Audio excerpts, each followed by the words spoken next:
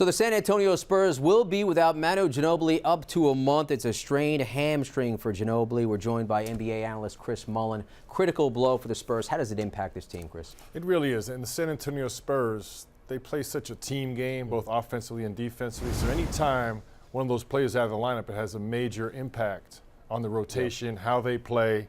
But you're talking about a Hall of Fame player, Manu Ginobili, so critical to this team's success over the years.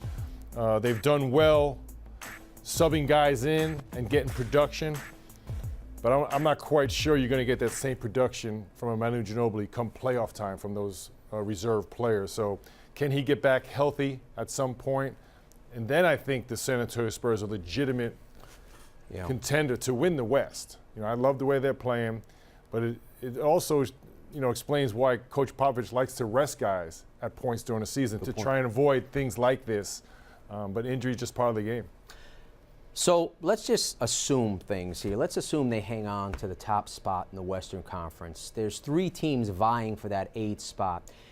If Ginobili does miss that month, he'd more than likely obviously miss that first round of the playoffs. With him out, which is the worst matchup for the Spurs? Jazz, Lakers, Mavericks without Ginobili?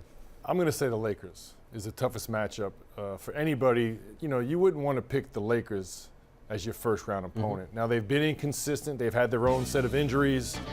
Coaching change, they're adapting to a lot of different things, but the talent is there. All of a sudden, do they get hot and go on this run that everyone's been waiting for the whole season? On the other side, I think San Antonio is such a consistent team. I don't see any of those teams vying for the 8th spot beating San Antonio 4 times because they've been so inconsistent all season long. That's why they're still fighting each other for the 8th spot. You look at the Spurs, and you mentioned this already, the fact that they can plug in bodies. They have such a great system. They have such depth where they can kind of help fill the bill when a key player gets injured. But when you saw the fact that the Miami Heat beat them in San Antonio without LeBron, without Wade, are you a little concerned about this team's ability not to win a first-round series, but to win a championship because of the fact that maybe not all the parts are there to jump one of these young gun teams like maybe OKC or Miami? Yeah, I think it's critical for them to have all hands on deck, healthy, and playing at a high level, which they've done all season. When you pull one guy out, Tony Parker's just come back over his ankle injury. Right. Now you lose Manu Ginobili. It's going to have a major impact on their production. The key is, can he get back within maybe the first round or into the second round and be 100% or close to 100% healthy? And then I think they're right back where they need to be. I do think they would give Oklahoma City Thunder a tough time.